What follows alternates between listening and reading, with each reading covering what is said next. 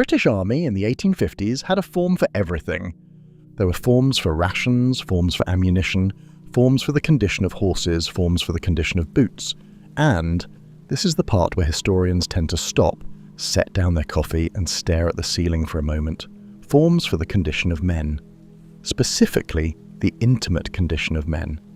Their chests, their spines, their eyes, their teeth, their skin, and when army doctors had particular concerns about a soldier's character, quite a lot more besides. Now you might think, this is just medicine. Armies need healthy soldiers. Of course they examined men's bodies, and you would be entirely right. The examination was routine, the paperwork was standard, the whole apparatus was entirely boringly official, except for the chapter of the medical board's forms dedicated to what 19th century army doctors called unnatural offences, except for the classified reports filed under categories that don't appear in any civilian hospital register in the country, except for the men who arrived at an examination in perfectly good health and left it with a notation in their file that would follow them quietly, officially, permanently for the rest of their military career, and sometimes the rest of their lives. Tonight, we are going to look inside a machine, not a factory, not a battlefield, a bureaucratic machine made of ink, paper, examination tables, and the very particular power of a man in a medical coat to write something down and make it official. We're going to look at how the British Army, from the Crimean War through to the First World War, built an institutional system around male bodies that simultaneously policed those bodies and, in a twist that would have thoroughly horrified its architects, created spaces and paper trails that tell us extraordinary things about the men inside those uniforms. This is a story about the particular cold genius of the Victorian administrative mind when it turned its attention to bodies it found troubling, and it is, in its quietly bureaucratic way, one of the stranger stories in British military history. As we settle in tonight, we're going to discover not just what army doctors wrote in their reports, but what it tells us about the surprisingly complex lives of men inside the Victorian British Army. But before we begin this journey together, let us know in the comments where in the world you are watching tonight. And please also take a moment to like this video and subscribe to the channel. It helps more than you know. Chapter 1. The Examination Room.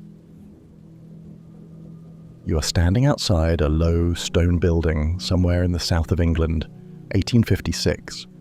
You're a particularly handsome Victorian soldier, because why not? And you have just arrived at an army barracks, one of the new ones, built after the Crimean debacle that convinced the government it needed to modernise its military on more or less every front simultaneously. The air smells of coal smoke and damp wool, and the particular sour note of too many men living in close quarters. It is October. It is cold. There is a queue. You are waiting for your army medical examination. The man in front of you is 19. He has taken off his cap and is turning it in his hands in a way that suggests he would very much like this to be over. The man behind you is considerably older, perhaps 40, a veteran, who holds his cap under his arm and stares at the middle distance with the air of someone who has been through worse things than this, which he has. You do not make conversation. This is England. The examination room itself is small and determinedly cheerless. There is a table, there is a lamp, a good one, which is either a sign of institutional generosity or a sign that the examining doctor needs to see what he's looking at. There is a chair for the examining doctor himself, a man called a medical officer, which sounds official enough, and there is a second chair for the clerk who will write things down, because there is always a clerk. The Victorian Army's relationship with paperwork was, to put it generously, thorough. To put it less generously, it was the sort of relationship where you kept copies of the copies. The purpose of the examination officially was fitness for service. This was perfectly sensible. You do not want your army full of men with bad lungs, weak eyes, or spines that will give out after a 10-mile march in November. The Crimean War had been, among many other catastrophes, a lesson in the cost of sending physically unfit men to do physically demanding things in dreadful conditions with inadequate supplies. Florence Nightingale had come home from Scutari with opinions.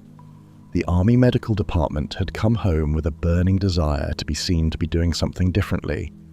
What they did, largely, was produce more paperwork. The examination form a soldier faced in the mid-Victorian period was a substantial document. It was divided into sections: height, weight, chest circumference, measured twice, because the army trusted almost nothing the first time. Vision, both eyes tested separately, which was a relatively new innovation and one that apparently confused several examining doctors who hadn't quite caught up with the concept, bless them. Hearing, skin condition, teeth. The army was very concerned about teeth, largely because of the technical requirement for loading a rifle cartridge, which involved biting the end off the paper cartridge, and which an otherwise perfectly serviceable soldier simply could not do if he was missing his front teeth. This tells you quite a lot about the Victorian approach to military medicine, practical to the point of peculiarity. They checked your spine for curvature. They checked your chest for signs of consumption, which was the great anxiety of the age. Tuberculosis moved through barracks the way rumours move through a modern office, quietly and with devastating efficiency. They checked your feet, your joints, your reflexes. They listened to your heart with an ear pressed to your chest, or if the doctor was more modern and better funded, with one of the new stethoscopes that were just beginning to appear in military medical kits. They noted your age and your prior history, and in some examining rooms they noted the small scars and marks that told stories. A healed wound from a fight, a burn from a campfire, the particular calluses that indicated what kind of work a man had done before he joined up. What they were building in aggregate was a document, a paper version of a man, a set of measurements and observations that constituted, in the Army's eyes, an official record of what you were worth to them. This was the essential transaction of the Victorian medical examination. You arrived as a person and you left as a file. The doctor himself, and it was always himself, the British Army's approach to female medical staff would not begin to change until the First World War, and even then it required considerable argument and several letters to the Times, was typically a man who had trained at one of the major teaching hospitals and then joined the Army Medical Corps because the pay was slightly better than general practice and the theoretical hours were more predictable. In practice, his hours were whatever the Army said they were, but that's a separate grievance that he was entirely welcome to write down in the appropriate form. He had been trained to observe, to classify, to write down his findings in clear, efficient language. Victorian medicine loved clear, efficient language. It loved categories. It loved the idea that everything could be put in a box, and the box could be labelled and the label would be accurate, and the whole system would thereby make sense. This faith in classification would, in the second half of the 19th century, extend beyond chests and spines into territory that was considerably more complicated and considerably less amenable to boxes. The forms were, and I cannot stress this enough, extraordinarily detailed. The Army Medical Department issued standardized forms to examining officers, updated periodically, revised when experience suggested that something was being missed, cross-referenced with pension records and casualty lists. If a man was discharged, his medical form followed him. If he died on campaign, his form was filed. If he was court-martialed, his medical form was often consulted as part of the proceedings. The form was, in a very real sense, more permanent than the man himself. Men were mortal. The Army's filing system was, apparently, not. Speaking of which, there's a fascinating parallel here with modern data collection. We worry now about what technology companies know about us, what our phones quietly log and transmit to servers in other countries while we sleep. The Victorian Army got there first. They were collecting personal data on every man who served, building a longitudinal picture of each soldier's physical condition, his history, his weaknesses, his character as interpreted by medical officers who had spent perhaps 15 minutes in his company. The only difference between a Victorian Army medical form and a modern health app is about 150 years and some considerably better typography. The young man in front of you is called forward. You watch him go into the room, cap in hand. You do not know his name. You will not see him again. In perhaps 10 minutes he will emerge with a notation in a file he will never see, written by a man whose name he does not know, in a language that does not belong to him. The queue moves forward. You are next. To understand why the medical examination became what it became, you need to understand what the Victorian Army actually was, which is to say, deeply strange, rigidly hierarchical, and operating under a set of social assumptions about men and bodies that were different from civilian life in ways both obvious and subtle, and occasionally baffling to everyone involved. The British Army in the second half of the 19th century was not, by modern standards, a fully professional force in the continental sense. It was populated predominantly by men from the working class, who often joined because they had very few alternatives. Unemployment, poverty, a criminal record that had closed other doors, a difficult family situation, an excess of enthusiasm about adventure that would be substantially revised by the third week of basic training. These were the main recruiting mechanisms. The famous Kipling poem about Tommy Atkins being the thin red line of heroes when the guns went off, and Mr. Atkins when they didn't tell you something useful about how Victorian society regarded the common soldier. It regarded him in peacetime as somewhere between a necessary inconvenience and a mild social embarrassment. In wartime, of course, it regarded him as quite important. The distinction was not lost on the soldiers themselves. Officers came from a different world entirely. They were drawn from the gentry and the upper middle class, educated at public schools, which for any American viewers are what the British call elite private schools, in a naming convention that has confused absolutely everyone for 200 years, and trained to lead men they would very rarely socialize with off duty.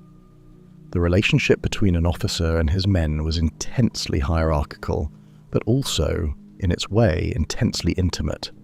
You lived in close quarters, you depended on each other for survival. You knew each other's physical condition and emotional state in ways that most civilian relationships would never acquire and would never permit. This intimacy was, in Victorian public discourse, not discussed. It simply existed as a practical fact of military life, while official culture maintained a firm face of dignified professionalism and not at all awkward masculinity. The British Army was very good at maintaining firm faces. It had to be. It was dealing with rather a lot. The barracks themselves were an extraordinary social environment. Men slept in large shared rooms, sometimes 20 or 30 to a room, in beds that were occasionally individual and occasionally shared, depending on the age of the building and the generosity of the regimental budget. They bathed when they bathed in shared facilities. They dressed and undressed in shared spaces. They were examined medically in front of clerks who wrote things down. They were in each other's company for the overwhelming majority of their waking hours and a significant portion of their sleeping ones. Victorian civilian society had elaborate rules about bodily privacy, who could see what, in what context, under what carefully maintained social circumstances. The army operated on entirely different assumptions. Privacy was not a military virtue.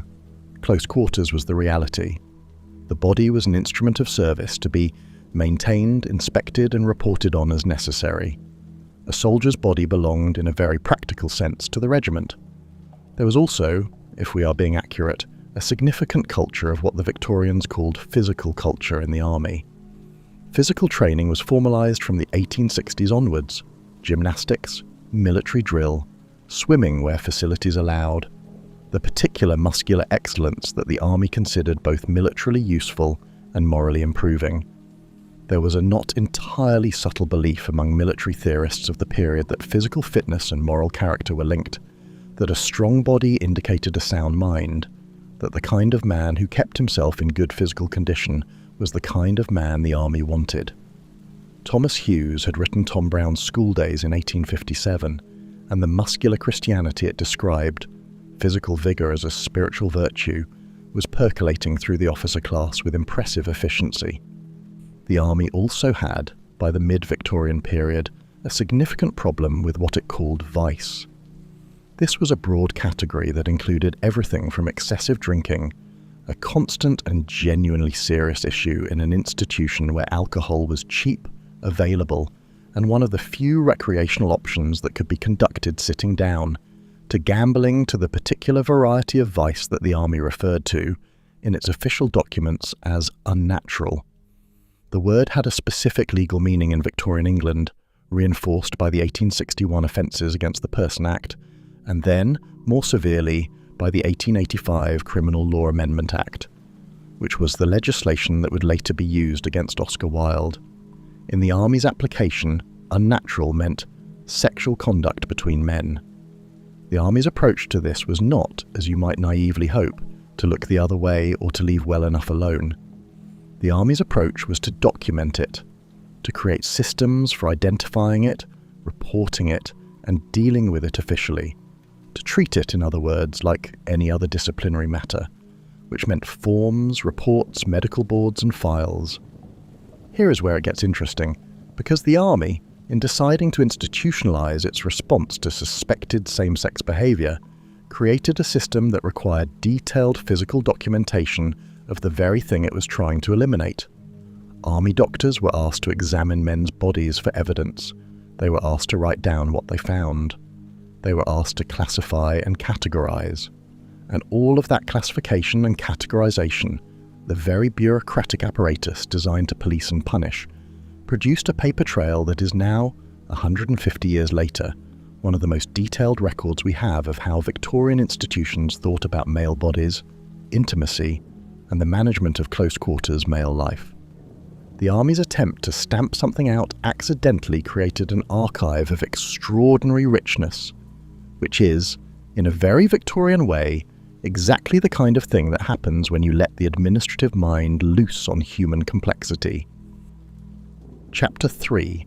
The forms, the files, the language. Now here's where it gets genuinely fascinating. Let us talk about paperwork.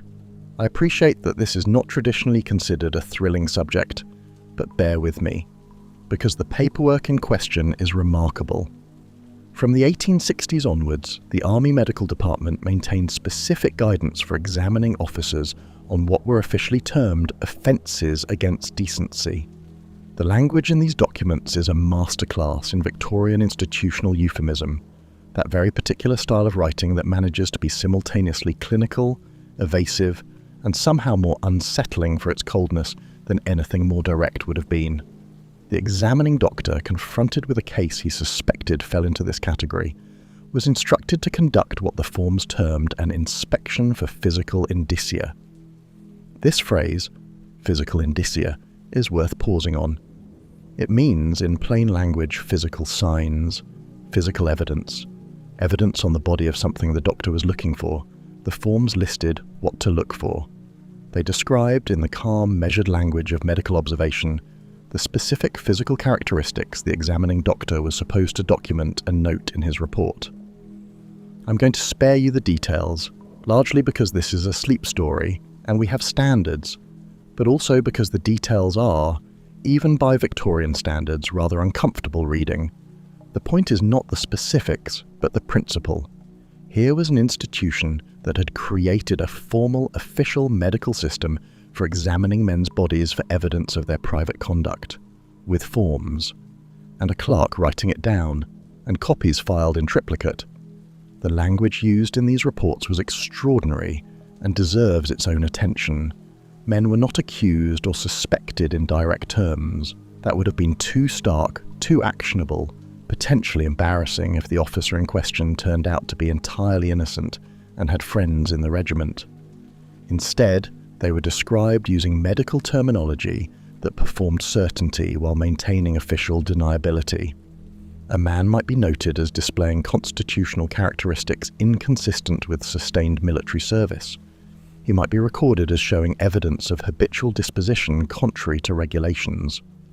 My personal favourite, and I use favourite in the sense that it is the phrase that most makes me want to go and have a quiet sit down, is marked deficiency of natural robustness in manners and bearing. That last phrase, in case you are not fluent in Victorian medical euphemism, means the doctor thought he seemed too effeminate, which tells you something important about what army doctors were actually looking for beyond mere physical evidence. They were looking for a type, a category, a kind of man who, in their understanding, embodied something contrary to the ideal of military masculinity. This was, to put it with supreme diplomatic understatement, a category with extremely loose edges. The army's understanding of what constituted suspicious masculinity was deeply shaped by the prejudices of the men doing the classifying. Prejudices about class, about movement, about voice, about the company a man kept, about the books he read, if he read books, which was in certain circles itself considered a slightly ambiguous habit. An officer's batman, his personal attendant and servant, might find himself noted in a report not because of anything specific that had occurred, but because he was considered somewhat too attached to his duties. A sergeant might receive a medical notation because a superior officer had taken a dislike to him and mentioned his disposition in conversation with the examining doctor, who duly noted it. The system had no mechanism for distinguishing between evidence and impression, between observation and prejudice. The potential for abuse in this system was, you will not be shocked to learn, substantial, and it was a potential that was not purely theoretical. The paperwork chain had a beautiful, horrifying circularity. A suspicion would be noted at the examination. The notation would go into the man's file. The file would follow the man throughout his service career. If he was ever examined again, for promotion, for a pension assessment, for any disciplinary proceeding, the notation would be there, waiting, patient as only Victorian paperwork can be patient. Army files were kept for decades. Men could carry a notation they didn't even know existed for their entire time in uniform and never once see the document that described them. Speaking of the vocabulary, the late Victorian period produced a remarkable proliferation of new medical terminology around sexuality that army doctors absorbed at varying speeds and with varying degrees of comprehension. The German sexologist Karl Heinrich Ulrichs had been writing since the 1860s. Richard von Krafft-Ebing's Psychopathia Sexualis, published in 1886, introduced terms that would eventually reach even the most remote British regimental medical office. The word homosexual itself entered English medical usage in the 1890s. Some army doctors adopted the new clinical terminology immediately and used it in their reports. Others continued with the older moral language. A handful used both in the same document, which suggests a certain creative flexibility in their approach to medical classification. The clerk, in all of this, is a figure I find particularly worth thinking about. He sat in the corner of the examination room, pen in hand, writing down whatever the doctor said in the standard abbreviations, in the official boxes on the official form. He did not assess. He did not question. He wrote down what he was told to write. He was the instrument of the system rather than its author, but without him, none of it would have worked. Every form needed its clerk. Every notation needed its hand. The bureaucratic machine ran on men like him, anonymous, essential, and carrying no official responsibility for what the words they wrote down actually meant. Tonight, if you can, imagine him. Perhaps 25, slightly cold in the drafty room, his handwriting neat and regular, because that was what the army required. He writes down a man's height, his weight, his chest measurement. He writes, no defects of vision. He writes the notes about the spine, and then the doctor says something quietly, and the clerk writes that down too, in the appropriate box, with the appropriate code, and turns the page. He will not remember this particular soldier by the end of the week. He will process 50 more men before Friday. He does not think about what the notation means precisely for the man who just left the room with his cap in his hands. That is not his department. His department is writing things down accurately and in the correct boxes. This is how bureaucratic systems cause harm, not through malice, though malice is sometimes present, but through the quiet, efficient operation of ordinary people doing their jobs well. The form is filled out, the file is filed, the machine continues. Chapter 4. What happened afterwards? So, a man has a notation in his file. What happened next? The answer depended, as answers to Victorian questions about justice and punishment generally did, almost entirely on the man's rank, his social position, and whether he had anyone useful to write a letter on his behalf. For an officer, the usual progression was the medical board. This was a formal panel. 3 medical officers convened specifically to assess a case, whose role was to produce an official determination. The board had several possible outcomes it could recommend. A man might be found fit for continued service with no further action, the notation quietly suspended as insufficient. He might be found fit for reduced duties. He might be found unfit for service, which was the Army's preferred method of removing officers it found troubling when it did not have enough evidence for a court-martial and did not particularly want the embarrassment of trying to get some. Invalided out on medical grounds was a phrase that did an extraordinary amount of heavy lifting in the Victorian Army. It covered everything from genuine physical illness to circumstances that had absolutely nothing to do with a man's ability to march, ride, or command. Invalid a man out on medical grounds, and you've removed him quietly. No public trial, no embarrassing testimony in open court, no newspapers reporting on the proceedings with the particular relish that Victorian newspapers reserved for anything touching on military scandal. The man's army career simply ended, on paper, because his health required it. His pension might be quietly reduced. His family would be told he had been discharged for medical reasons. He would return to civilian life carrying the knowledge of why he had really been removed, and the army would carry on with official serenity, as though nothing had happened. This was plainly the gentlemanly option. It was extended, unsurprisingly, primarily to officers and to men with connections and reputations worth protecting. For ordinary soldiers, the privates and corporals who had no regimental reputation to protect, no club memberships to lose, and no friends with access to the adjutant general, the options were considerably less graceful. A soldier without rank or influence who ended up on the wrong side of a medical notation could find himself facing a court-martial under the Army Act, which had specific provisions for conduct unbecoming and a range of related offences.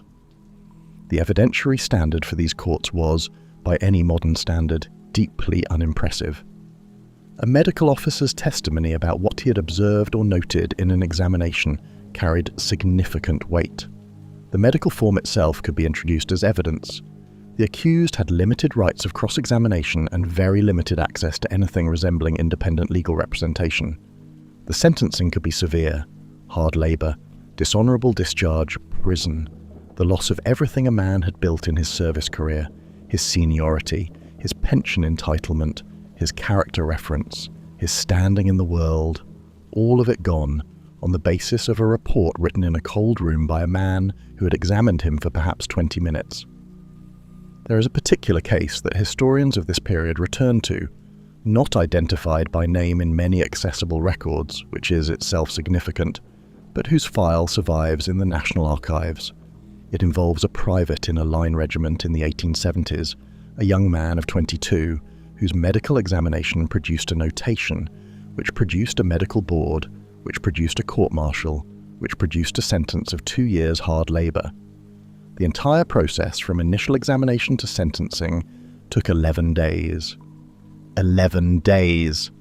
The Victorian Army could take 11 months to approve a requisition for new boots. When it wanted to, however, it could move with remarkable speed. What strikes you, reading through these records when they are accessible, is not the cruelty, though the cruelty is certainly there, but the language.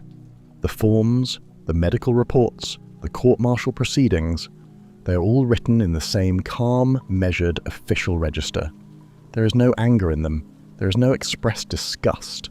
There is simply notation, observation, determination, and outcome. The machine processes the case. The machine produces a result. The machine files the paperwork. The clinical language is, in its way, more chilling than explicit hostility would have been. Hostility at least acknowledges that a human being is present. The clinical language of Victorian military medicine treats the soldier as a case, an instance of a category, a file to be correctly processed and stored, and yet, and here is the paradox that makes this history so interesting, the same system that produced this processing also produced something else entirely. It produced the documentation, the forms, the reports, the medical board minutes, the court-martial records. All of that paper trail that the army thought it was using to police its soldiers is now, in archives across Britain, evidence. Evidence of the men who were there. Evidence of their lives, their service, their physical presence in history, described in documents that meant something terrible for them at the time, and evidence, indirectly, of the fact that they existed at all in a history that otherwise would not have noticed them. The archive preserved what the institution tried to eliminate. The Victorian Army's thoroughness was, in the longest of long runs, its own undoing as a means of erasure. The medical boardroom itself deserves a moment of attention because it was an intimate space in a way that complicates the clinical language around it. 3 doctors, 1 soldier, a small room. The soldier stripped or partially stripped for examination. The doctors examining him, discussing him, writing about him, in his presence. The board minutes sometimes record the questions asked and the answers given. What do you say to that? Does the doctor's account match your own recollection? Can you account for what is described in this report? They record the soldier's responses. They record sometimes the soldier's own questions. What exactly is the charge? Who made the report? What does this notation mean? The answers, typically, were that the proceedings were medical in nature, and therefore questions of that sort were inappropriate. The Army was very good at deciding which questions were appropriate. Chapter 5, The Paradox. Let us pause here and look at the shape of this thing from a slight distance, because there is a genuinely strange paradox at the heart of the Victorian Army's approach to male bodies, and it is worth sitting with it properly. The Army created a system specifically designed to identify and remove men it considered incompatible with its version of military masculinity. In doing so, it created 3 things that its architects emphatically did not intend. First, an elaborate institutional framework for the detailed examination of male bodies, conducted by men, observed by men, documented by men, and processed by men, at a level of intimacy that had no real equivalent in civilian life. The examination room was a space in which the male body was scrutinized systematically and officially in ways that Victorian society otherwise had no mechanism for. A man in civilian life could go his entire existence without ever having his body examined by another man in this detailed, documented fashion. In the Army, it was standard procedure. You undressed, you were measured, you were assessed, you were written about. This was entirely normal, thoroughly official, and happened to every man who served. Second, a documentary archive that recorded in clinical detail the physical characteristics of hundreds of thousands of men, including, specifically and explicitly, in the cases we've been discussing, details relevant to their most private lives. The Army's desire to detect and eliminate created a paper record of precisely what it was trying to eliminate. It is, in archival terms, an extraordinary resource. It tells us, in ways that other Victorian sources simply don't, about the men who were there, how their bodies were understood, what they were suspected of, what happened to them. Historians working on Victorian working-class life, on the history of sexuality, on the social history of the British Army, they all come back, eventually, to the medical records. Third, and this is the subtlest thing, and in some ways the most interesting, a set of social spaces that were, paradoxically, more permissive of certain kinds of male closeness than civilian life, not by intention, but by the simple reality of what military service required. The barracks, the shared sleeping quarters, the physical training conducted in close company, the long campaigns in the field, these were spaces where men lived and worked and depended on each other in ways that were, in practice, quite different from the carefully policed social distances of respectable Victorian civilian life. Men in the Victorian Army slept next to each other. They bathed together. They marched together for weeks through weather that made everyone equally miserable and equally reliant on the man beside them. They nursed each other through illness, watched each other in pain, helped each other with tasks that in civilian life would have required privacy. The emotional intimacy that developed in these conditions was real, and it was documented, ironically, thoroughly documented, in the very letters of concern and suspicion that officials wrote about soldiers who seemed too close, or too attached, or too devoted to a comrade. The Army was aware of this dynamic and deeply uncomfortable with it. Its solution was to maintain, loudly and officially, the narrative of military brotherhood, which was acceptable, noble, admirable, entirely consistent with the best traditions of the service, while very quietly prosecuting anything that crossed into the territory the forms labelled unnatural. The problem was that the line between these categories was not always clear, not to the soldiers involved, not to the examining doctors, and not, frankly, to the historians who have spent the past several decades trying to read the records. Here is a modern parallel that I think illuminates the strangeness of this. Think about the complicated cultural politics of professional sport, the way that physical contact and intense emotional bonds between men are coded as entirely acceptable when they occur in certain contexts and with certain labels attached, and are treated with anxiety when the labels shift or the context changes.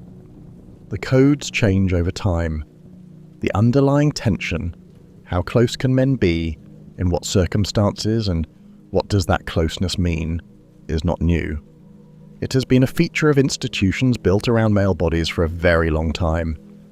The Victorian Army was navigating this tension with the tools available to it, which were rigid hierarchy, clinical language, official forms, and a medical establishment that was itself working out, in real time, what science could say about human sexuality. The emerging field of sexology was producing new vocabulary, new frameworks, new ways of thinking about desire and identity. Army doctors absorbed this material at different speeds and with different degrees of enthusiasm.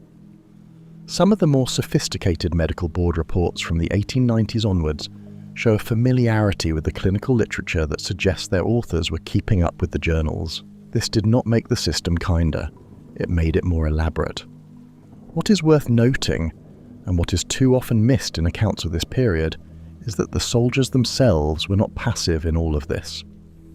The court-martial records include testimony from men who argued their cases with considerable intelligence, who challenged the medical evidence, who questioned the examining doctor's methods or qualifications, who argued that the physical characteristics noted in the report were congenital and therefore irrelevant to any conduct charge, an argument that, remarkably, occasionally worked, because the medical board had no mechanism for definitively refuting it. Some of these men had clearly read the medical literature themselves. Some of them articulated arguments about the distinction between physical characteristics and behaviour that were, in their way, quite sophisticated. They were navigating a system designed to process them, using whatever tools they could find in that system's own language. Their voices, filtered through the official register of court proceedings, are there in the records. They are there because the army wrote everything down. The clerk in the corner, pen in hand, wrote down the arguments too. The army's medical examination system underwent significant changes in the early 20th century, and the First World War was the catalyst for most of them. The war required the rapid examination and deployment of hundreds of thousands of men in a time frame that the Victorian system simply could not accommodate. The elaborate Victorian frameworks of classification, the detailed forms, the multiple boards, the lengthy notations, gave way, under the pressure of industrial-scale conflict, to the more pressing question of whether a man could carry a rifle and march forward. The Pulheim system, a simple graded assessment of physical capacity, upper limbs, lower limbs, hearing, eyesight, emotional stability and mental capacity, was developed as a more efficient alternative. Pragmatism, as it tends to do in wartime, trimmed the edges off ideology. The specific Victorian classification systems for suspected same-sex behaviour did not survive the war intact. This was partly a matter of capacity. There simply wasn't time to conduct the kind of elaborate medical board proceedings that the Victorian Army had built around these cases, and partly a reflection of the genuine changes that the war produced in how British society thought about soldiers and their bodies. Men who had survived the Somme and Passchendaele had a different relationship with institutional authority than men who had enlisted in peacetime barracks. The army that emerged from 1918 was, in various ways, a different institution from the one that had gone in. But the records remained. They survive in the National Archives at Kew, in regimental archives, in the Army Medical Department's own collection, in the records of the Judge Advocate General's office. They are not always easy to access. Some are still subject to restrictions, some are damaged, some are incomplete in the particular ways that administrative records become incomplete when the people responsible for filing them are working under pressure or simply don't care, but they are there in sufficient number and detail to allow historians to build a picture of what the system looked like and how it worked. Some of the most important recent work on Victorian and Edwardian social history has come from researchers who went to look at army medical records and found, in the forms and the files and the board minutes, a level of detail about working-class male lives that almost no other archive provides. These men, the privates, the corporals, the young recruits in the queue outside the stone building in October, did not leave diaries. They did not write memoirs. They did not appear in the newspapers unless something went badly wrong. They are there in the medical forms because the army was thorough, because the army kept copies, because the army, in its determination to police and categorize, also inadvertently preserved. There is something almost poignant about this, in a quietly absurd Victorian sort of way. The institution that tried to remove these men from its ranks also ensured that they could not be entirely forgotten. The clerk who wrote the notation that ended a career also wrote the man's name, his height, his age, the colour of his eyes, the regiment he served in, the years he gave to it, the fact that he existed and was there and was a person with a body and a life that the army found inconvenient to accommodate. He was there. He served. He was 22 or 35 or 40. He came from Birmingham or Glasgow or a village in Shropshire whose name is spelled 3 different ways across 3 different documents. He joined up because he had his reasons, the same mixed, human, complicated reasons that have always sent people into uniform. He stood in a queue on a cold October morning and waited for his name to be called, and the clerk wrote it down. If you ever find yourself at queue with an afternoon free and a tolerance for 19th century handwriting, the Army Medical Department records are there.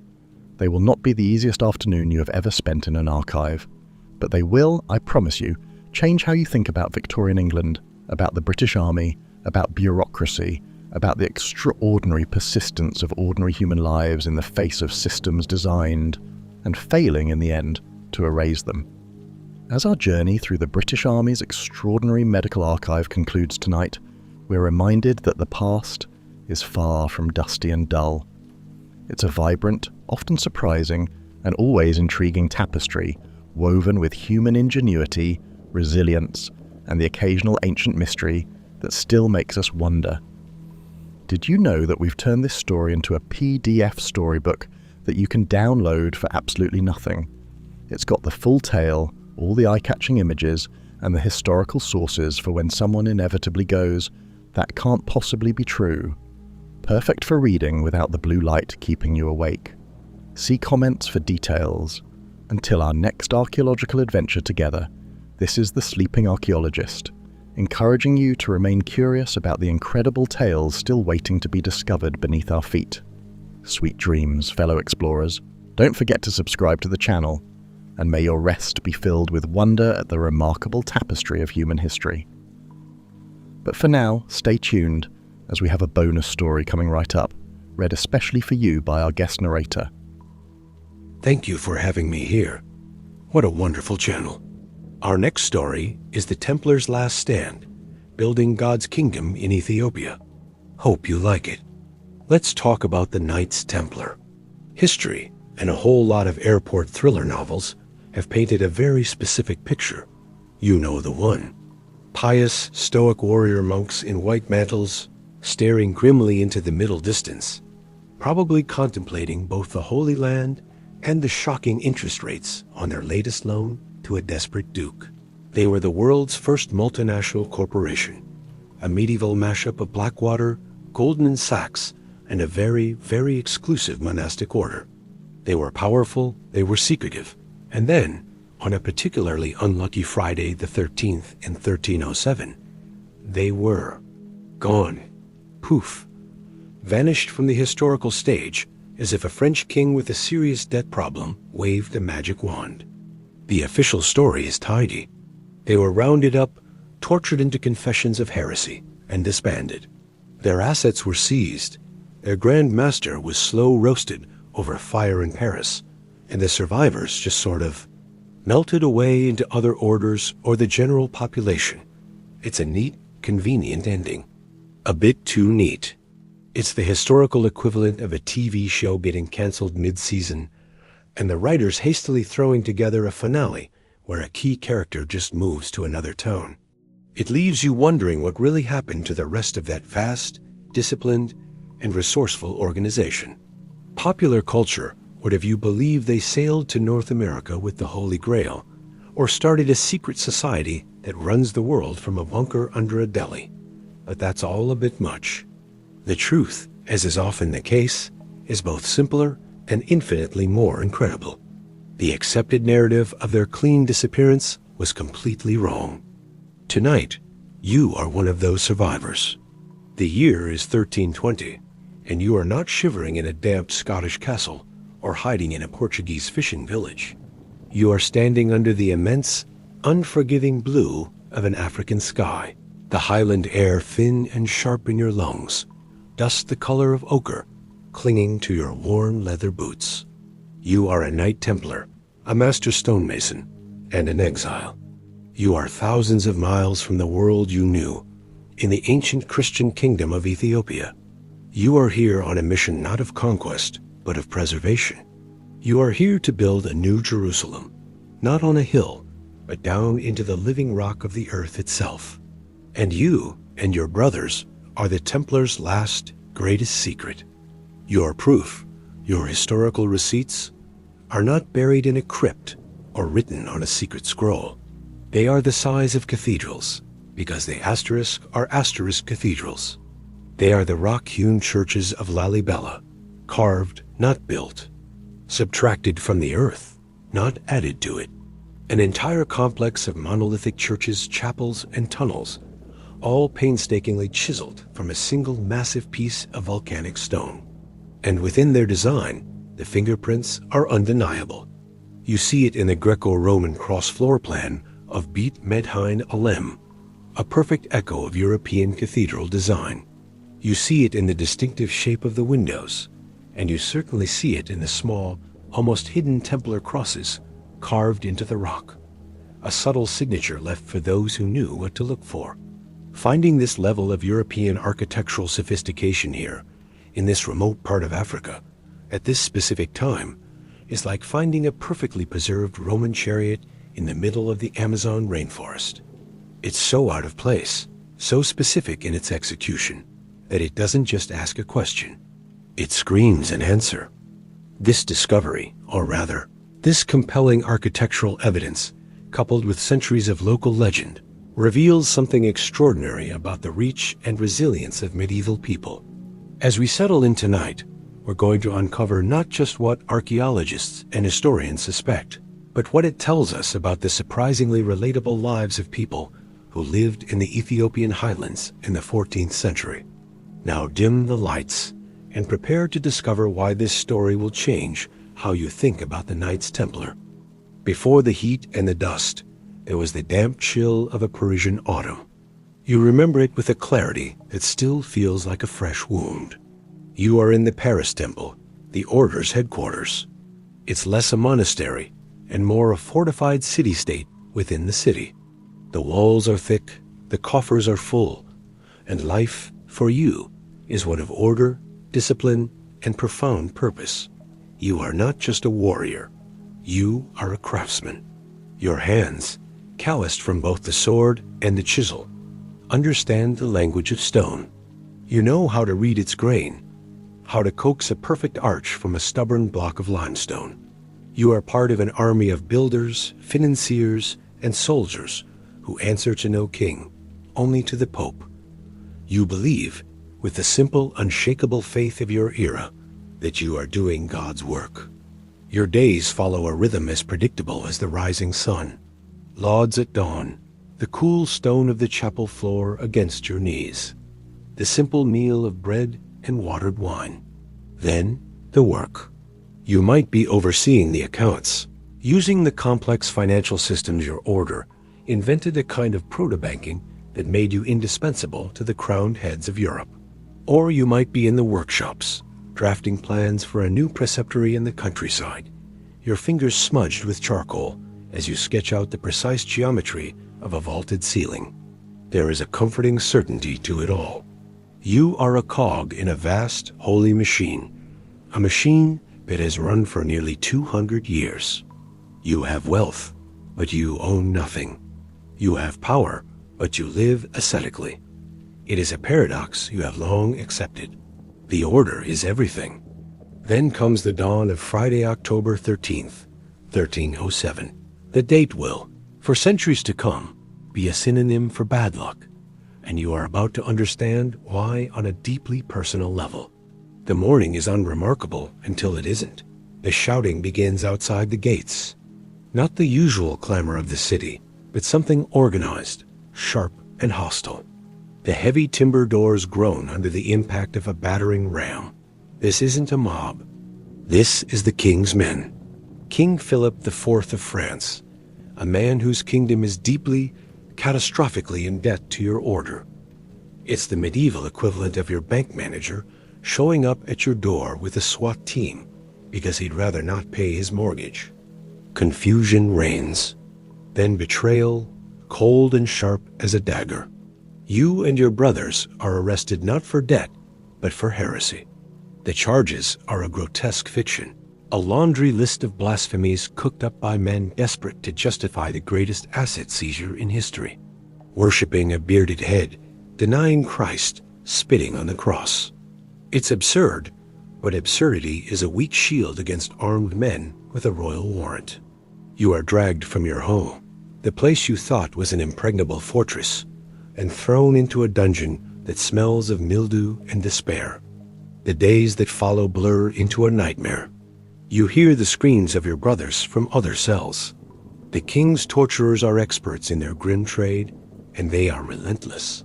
They want confessions, and they don't care if they are true. Your faith is your shield, but you see proud knights, men who face down armies in the Holy Land, broken into confessing the unthinkable just to make the pain stop. You are one of the lucky ones. You are a master mason, a man with practical, valuable skills. While the high-ranking knights and treasurers are the main targets, men like you are slightly lower on the priority list.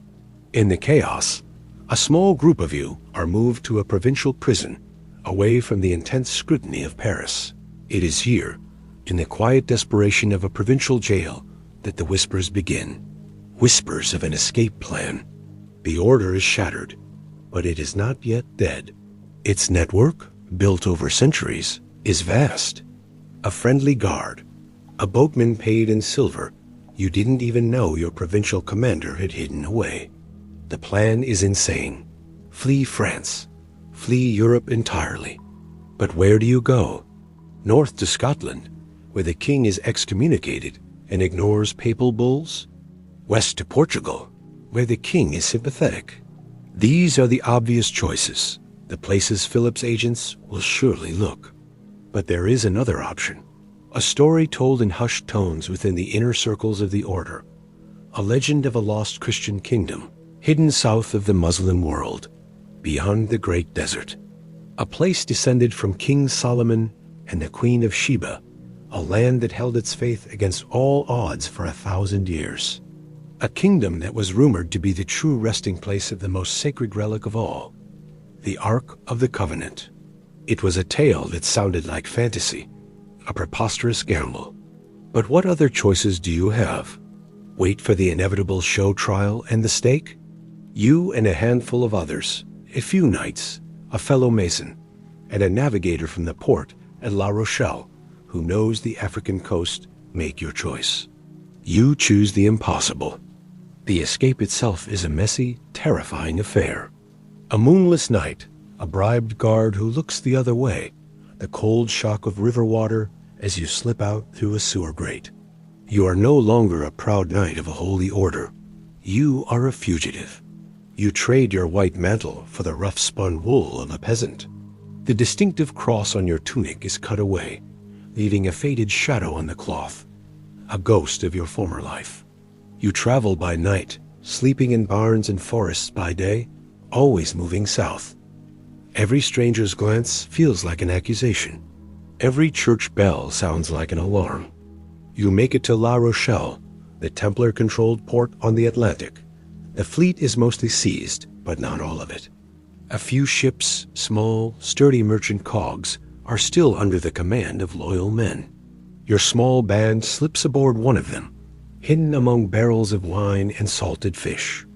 As the ship pulls away from the French coast, you watch the land of your birth recede into the mist.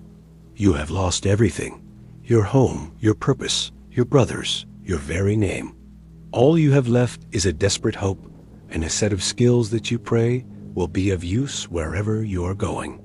The sea air is cold, but for the first time in months, it tastes of freedom. A bitter, uncertain freedom. You don't know it yet, but you are not sailing toward an ending. You are sailing toward the greatest work of your life. The salt spray on your face feels like a baptism, washing away the old world as you venture toward the new. But between you and this rumored kingdom lies a journey that will test every last reserve of your strength and your faith. The journey south is not a glorious crusade. It is a long, grinding lesson in humility. The ship is small, cramped, and smells permanently of bilge water and fear. You hug the coast of Portugal. In Africa, a vast, unknown continent spooling out to your port side. Your navigator, a man named Jiang, is skilled, but he is working from charts that are more guesswork than science, dotted with warnings of sea monsters and phantom islands. You are sailing off the edge of your known world. The sun, which in France was a welcome friend, becomes a relentless tyrant. The heat is a physical presence, beating down on the deck, turning the air thick and heavy. Your northern European body, accustomed to cool summers and damp winters, rebels. The chainmail that was once your second skin, a comforting weight in battle, is now an instrument of torture. You shed it, packing it away in grease to prevent it from rusting into a solid lump, and trade it for simple linen tunics. It feels like a surrender, another piece of your identity stripped away. A running joke starts among your small group. You're a new kind of order, the Knights of the Profuse Sweat. It's not a very good joke, but it's all you have. You make landfall periodically for fresh water and supplies, trading with coastal villages where the people look at you with a mixture of curiosity and suspicion. You are a strange sight. Pale, bearded men, speaking a language no one understands, offering silver coins with strange markings. You learn to communicate through gestures, to trade for dried fruit, goats, and strange, lumpy vegetables you don't recognize. The world is so much bigger, so much more varied than you ever imagined from the cloisters of Paris. You see shades of skin, hear cadences of language, and smell spices that are entirely new to your senses. It is both terrifying and exhilarating. From a port somewhere on what you would call the Horn of Africa, your sea journey ends. Now comes the hard part.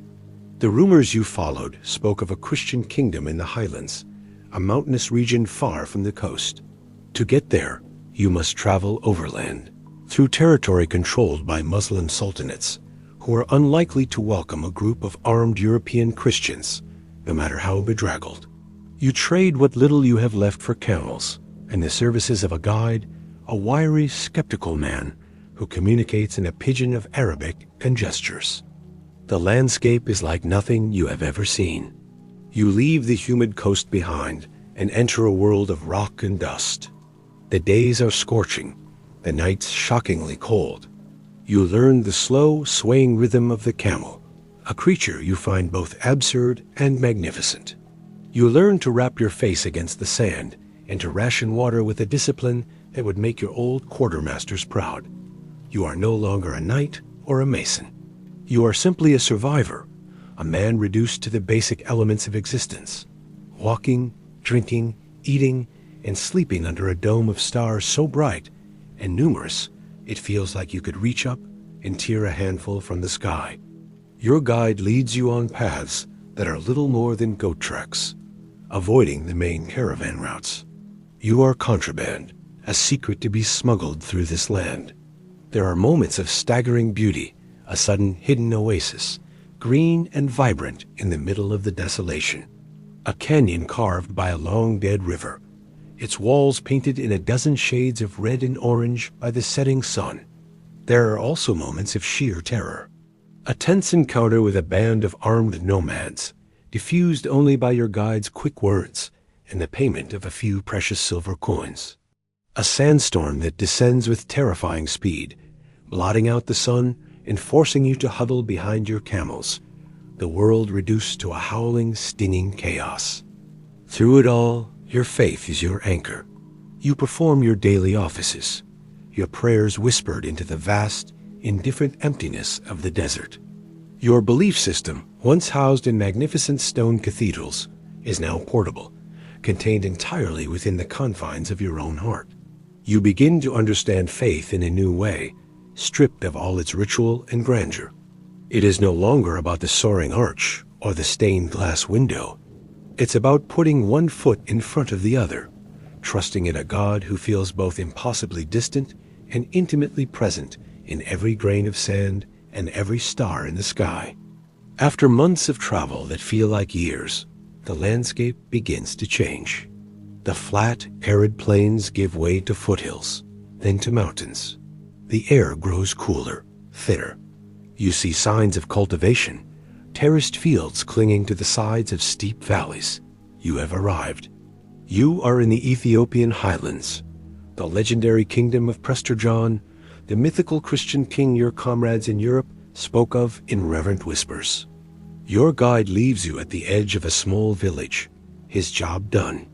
You and your small band of brothers are now truly alone, strangers in a strange and holy land.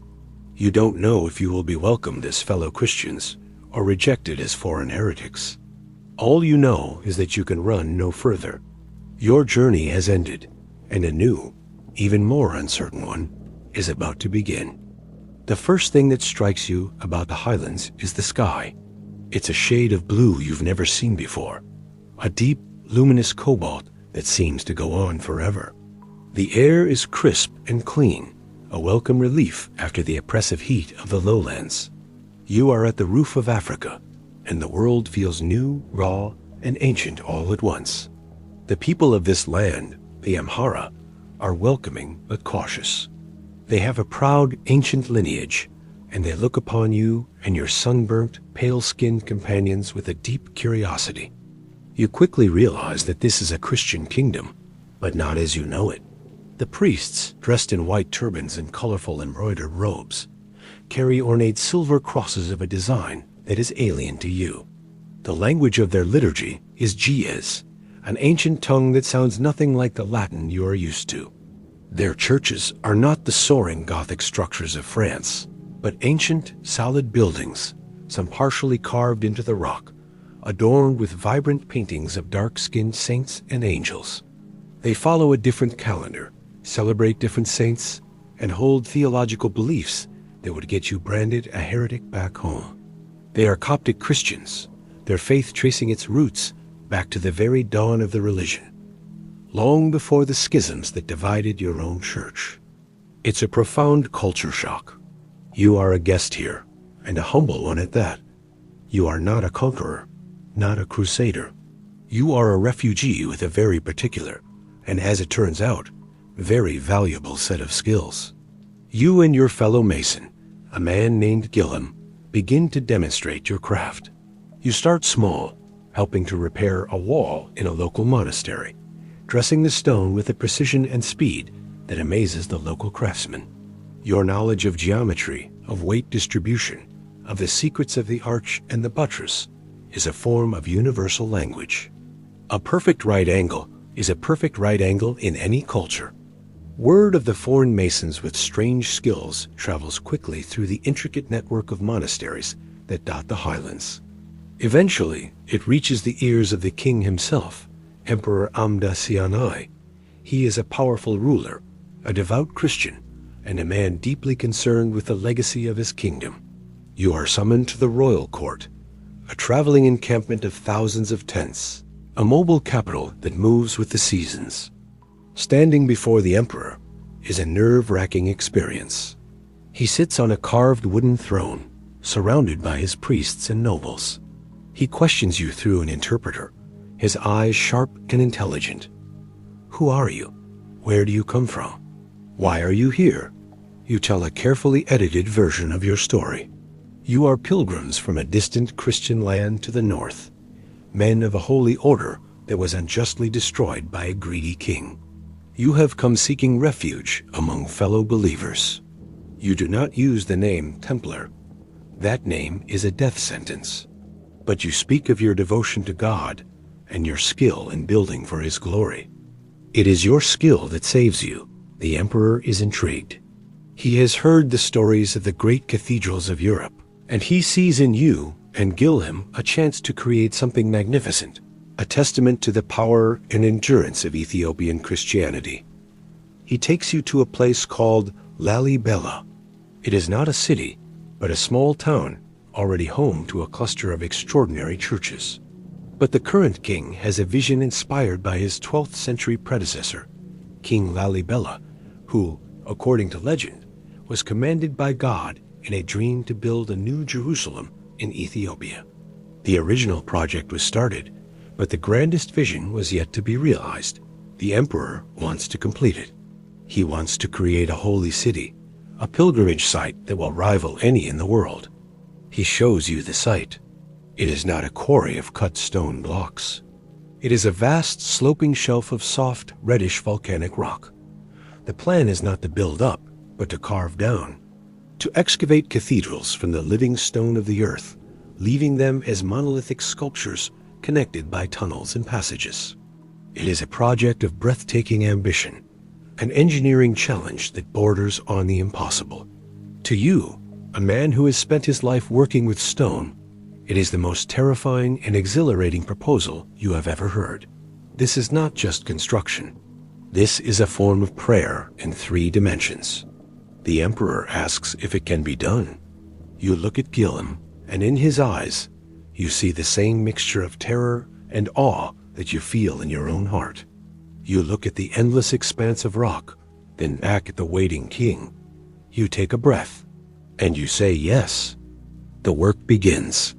It is unlike any construction project you have ever been a part of. There are no foundations to be laid, no scaffolding to be erected. The process is one of subtraction, not addition. You are not building a church. You are revealing the church that already exists within the stone. It requires a completely different way of thinking, a level of planning and foresight that is almost preternatural. A single mistake, a single miscalculation in the carving cannot be patched or repaired. It will be a flaw in the finished monolith forever. Your first task is to marry your European knowledge with the ancient local techniques. The Ethiopian stonemasons are masters of their craft, but their methods are different. You introduce them to more advanced tools, to the principles of sacred geometry that you learned as an apprentice, the golden ratio and the secrets of the Vesica-Pisces, which you use to lay out the floor plans. You sketch designs in the reddish dust, a fusion of styles. You design a massive church, Beit Medhain Alem, on a classic basilica plan, like the cathedrals of your homeland.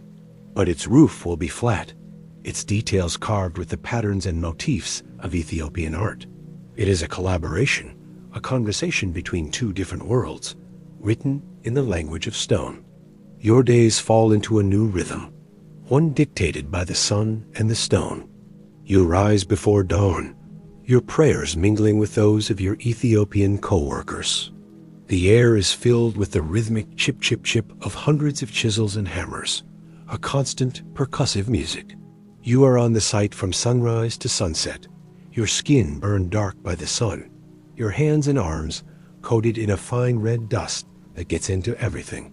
You are no longer the man who oversaw accounts in Paris. That man is a ghost. You are a master builder, your mind entirely consumed by the complex, 3-dimensional puzzle of the rock. You become a leader, a teacher.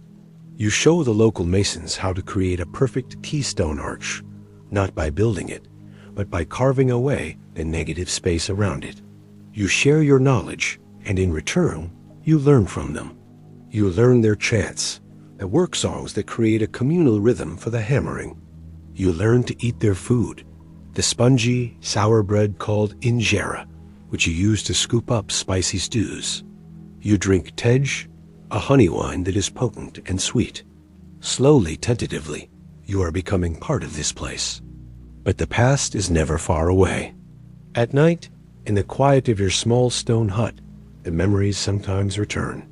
The faces of your tortured brothers, the smell of the dungeon, the terror of the flight. You wonder what became of the others. Did any make it to Scotland? To Portugal? Are you the last ones left? The weight of what you have lost can feel immense. But then the sun rises, and there is the rock waiting. The work is a salvation. It is a penance and a prayer.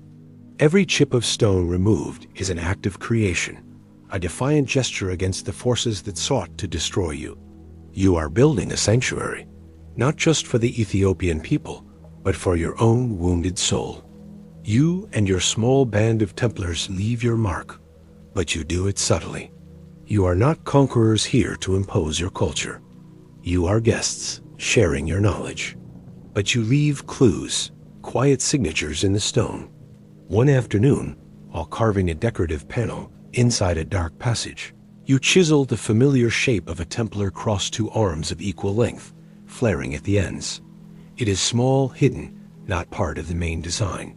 It is a message to the future, a whisper across the centuries that says, "We were here." You are not just building churches. You are building a legacy, burying your story in the safest vault imaginable. A cathedral made of a single stone. The project will take more than a lifetime to complete, and you know you will not live to see it finished. But it doesn't matter. You have found a purpose again. You lost a holy land, so you have come to this ancient land to build a new one. Years turn into a decade, then two. Your hair and beard are now more gray than brown. Your body aches in the morning, a roadmap of a hard life lived. Your French is rusty from disuse, your tongue more comfortable with the cadences of Amharic. You are no longer just a visitor. This is your home. Some of your companions have married local women, and their children, with their mix of European and African features, are a living testament to your strange journey. You have watched them grow up in the shadow of the churches you are carving. Their playground, a labyrinth of trenches and tunnels. The great church, Beit Medhain Alem, is nearing completion.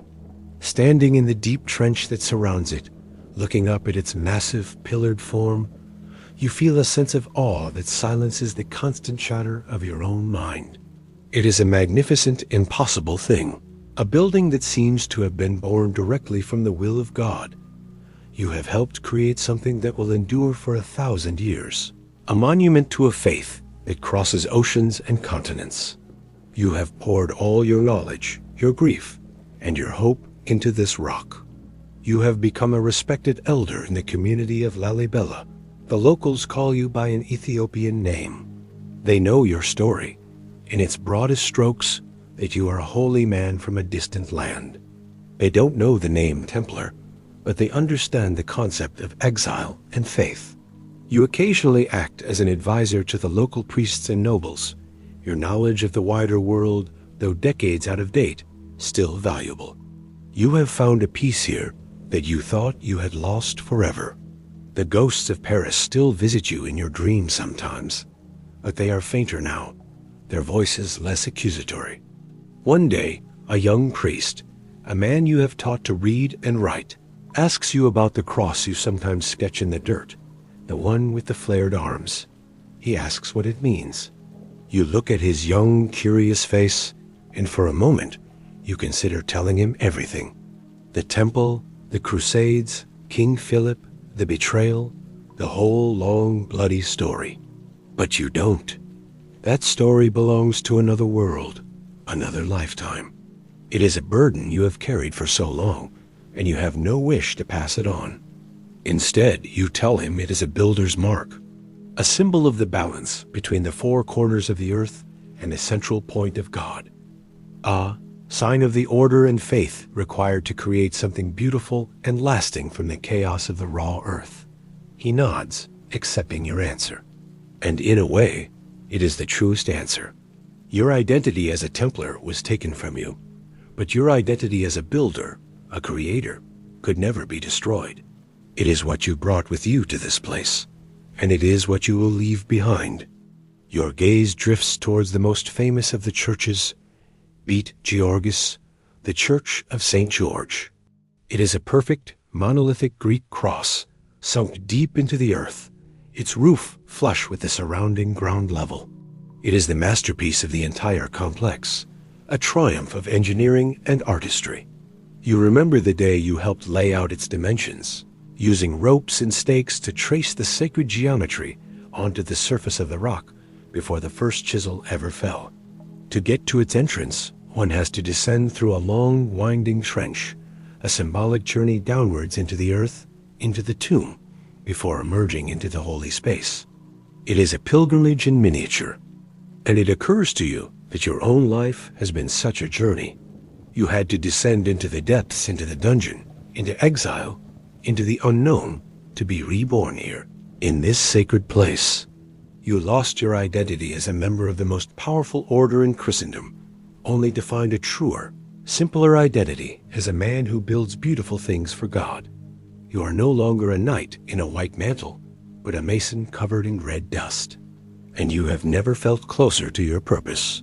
As the sun sets over the highlands, casting long shadows that fill the trenches and turn the rock churches a deep, bloody orange, you feel a sense of profound gratitude. Your order may have been erased from the maps of Europe, but here, at the roof of the world, you helped carve its last, most beautiful, and most secret chapter into the heart of the planet itself. As you get older, you hand over the supervision of the work to the younger generation of masons, men you have trained yourself. Your hands, now gnarled with age, can no longer hold a chisel steady, but your eyes are as sharp as ever. You spend your days sitting in the shade, watching the slow, steady progress, offering advice when asked. You have become a living part of the history of this place, a strange, foreign thread woven into the rich tapestry of its culture. You think often about the concept of legacy. In Europe, a man's legacy was in his name, his lineage, the lands he passed down to his sons. You have no lands, and the name you were born with is one you can never speak. Your family in France almost certainly believes you died in Philip's dungeons decades ago. The order you served is a historical footnote, a cautionary tale about pride and the greed of kings. By all the standards of the world you left behind, you are a man with no legacy at all. But then you look at the churches. You see pilgrims coming from all over Ethiopia, their faces filled with wonder as they see the monolithic structures for the first time. They walk the dark tunnels connecting the different churches, their prayers echoing off the stone walls that you helped shape. They touch the carved crosses, the ones you designed, feeling the presence of God in the cool, solid rock. This is your legacy. It is anonymous, but it is eternal. It is not a name carved on a tombstone, but a faith carved into a mountain. It is a far greater monument than any king or emperor could ever build for himself. You live out your final years in peace, a quiet, respected old man in a small town in the Ethiopian highlands.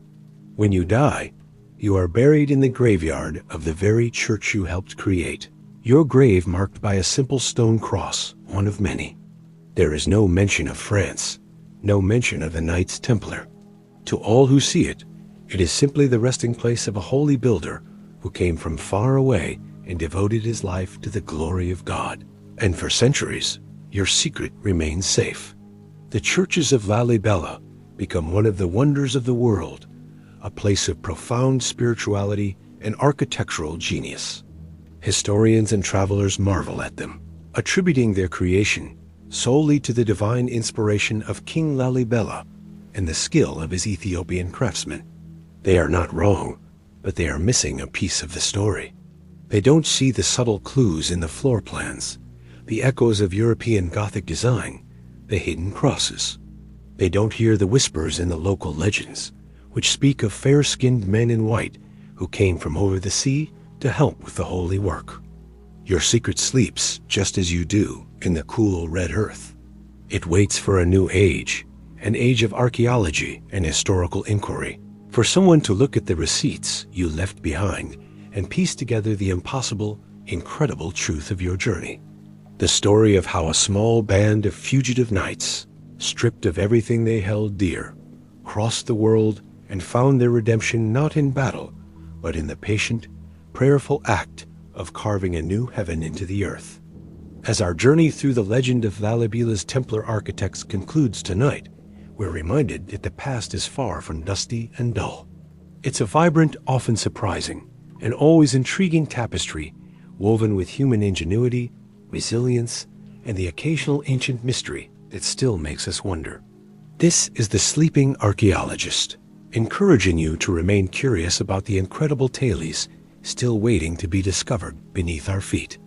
Our next story is The Great Pyramid's Secret That Was Hidden for 4,500 Years. Hope you like it. Let's be honest for a moment. When you think of the Great Pyramid of Giza, what image pops into your head? It's probably a giant, solid, triangular doorstop for the gods, isn't it? A massive, almost comically oversized piece of stone Lego, built by a lot of very tired people, with a few spooky hallways leading to a room where a long-dead king was supposed to spend eternity complaining about the decor. For centuries, that's been the general consensus. It's the world's most ambitious paperweight, a monument to a pharaoh's ego, solid as a rock, because, well, it's made of 2.3 million of them. We figured we'd poked and prodded it enough to know all its secrets. We found the king's chamber, the queen's chamber, the grand gallery. We basically had the floor plan, or so we thought. We've spent generations treating the Great Pyramid like a finished puzzle, a problem that was more or less solved. We marveled at its construction, argued about how they did it, and then filed it away under big pointy things ancient. We assumed that, apart from a few undiscovered hieroglyphic graffiti tags left by the work crews, the structure had given up all its mysteries. We believed its story was one of brute force and immense scale, a tale of solid, immovable, and ultimately knowable stone. That entire way of thinking was completely wrong. Tonight, you are not a tourist staring up at the limestone casing. You are not an archaeologist brushing away sand. You are the reason we were so wrong for so long. The year is approximately 2570 BCE on the Giza Plateau, and the air is thick with the dust of a project that will outlast empires. You are the official overseer of the pharaoh's hidden ways, which is a very grand title for a job that, if done correctly, no one will ever know you had. Your work is not in the visible splendor of the polished stone or the perfect geometry of the outer shell. Your work exists in the empty spaces, in the architectural lies, in the voids designed to be lost to time. And you are about to sign off on your masterpiece, a secret, cavernous corridor, larger than a school bus, sealed deep inside the pyramid's heart, a place that will remain untouched and unseen for the next 4.5 millennia. Your proof, the receipts for your secret work, wouldn't be found by a man with a torch and a trowel. They would arrive 4,500 years later in the form of cosmic rays. Scientists, in a project that sounds like something out of science fiction, would use subatomic particles called muons, byproducts of cosmic rays, bombarding the Earth's atmosphere to, essentially, X-ray the pyramid. These particles rain down on us constantly, passing through solid objects. By measuring how many muons get through a certain area, scientists can detect differences in density. It's like a cosmic CT scan for a mountain of stone.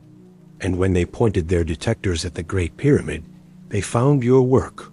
They found a massive, inexplicable void, a ghost hallway, precisely where you put it. This discovery was so complete, so unambiguous, it didn't just add a new room to the floor plan. It forced us to admit that we barely knew the building at all. This discovery, made in 2017 on the Giza Plateau, reveals something extraordinary about the hidden sophistication of ancient engineering and the deep, almost paranoid, obsession with protecting the pharaoh's eternal journey. As we settle in tonight, we're going to uncover not just what archaeologists found, but what it tells us about the surprisingly relatable lives of people who lived in ancient Egypt.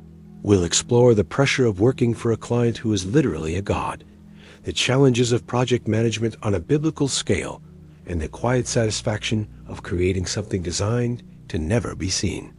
Now dim the lights and prepare to discover why this story will change how you think about the Great Pyramid. Your day begins not with the sun, but with the smell of baking bread and the faint, malty scent of beer being brewed. It's the fuel of Egypt, the currency of labor. In your modest but comfortable home in the workers' village, the air is already warm. You are not a slave, not by a long shot. You are a highly specialized professional, a master craftsman and engineer whose skills are so rare you are treated with a mixture of reverence and extreme caution. You are, in essence, the ancient world's foremost expert in security systems. But your systems aren't made of locks or guards. They are made of stone, space, and deception. You chew your bread, its coarse texture familiar, and wash it down with a sip of weak morning beer. It's more nutritious than the water from the canals, and it's part of your wages. Out your window, you can see the first hint of light touching the top of the monument you are helping to create. It isn't a pyramid yet. It's a mountain in progress, a stepped, chaotic, sprawling construction site that crawls with thousands of men. From here, it looks like an anthill, and in a way, it is. An anthill with a divine purpose. Your job title, Overseer of the Hidden Ways, is one you never say aloud. To most, you are simply a senior architect, a deputy to the great vizier Hemunu, the brilliant, portly cousin of the pharaoh Khufu. He gets the credit, the glory, the historical footnote. You get the responsibility for the one thing that truly matters, ensuring that when the God King, Khufu, dies and begins his journey through the underworld, he does it alone, undisturbed, for eternity. It's the ultimate warranty, and you're the one who has to honor it. You make your way to the plateau. The walk is familiar. The ground a mix of sand and limestone grit that gets into your sandals, your clothes, your very being. You've long since stopped noticing it. The air hums. It's a low, constant industrial thrum, the sound of thousands of men, the grinding of stone on stone, the sharp crack of copper chisels, the rhythmic chanting of foremen keeping the sled teams in sync.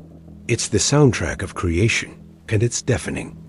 You bypass the main causeways, where massive blocks of limestone, each weighing more than a family car, are being hauled from the local quarries. You ignore the docks, where barges carrying precious, hard granite are arriving from Aswan, hundreds of miles to the south. Your work isn't with the bulk material. Your work is more subtle. You head to a smaller, more secluded workshop where your team is waiting. There are only 12 of them. 12 men who you have handpicked, men whose families you know, men whose loyalty is absolute. They have to be. They are the only other living souls who know the true evolving floor plan of the pyramid. The Vizier Hemunu is waiting for you, standing over a large, flat slab of polished limestone that serves as your drafting table. He is an imposing man, his bulk a sign of his immense status. He doesn't waste time on pleasantries. He gestures to the schematic, etched into the stone, a cross-section of the pyramid in progress. The ascending corridor is nearly complete, he says, his voice a low rumble. The granite plugs are ready to be moved into position in the antechamber of the grand gallery. He points a thick finger at a narrow, upward-sloping passageway. But the king, he is not satisfied. He has heard stories, whispers from his father's time. Robbers found their way into the bent pyramid. They tunneled straight through the stone.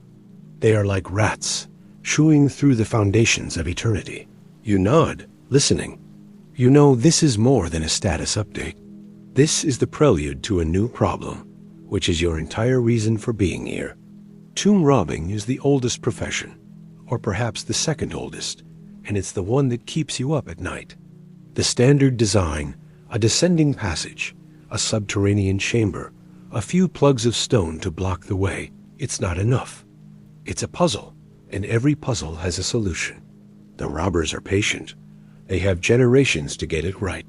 You only have one chance to get it right forever. The king believes the burial chamber itself is a target. Heminu continues, his eyes fixed on you. He wants more. More than plugs, more than misdirection. He wants a confusion, a void, a place where a robber could dig for a lifetime and find only emptiness. A trap for the mind, not just the body. And there it is, the request.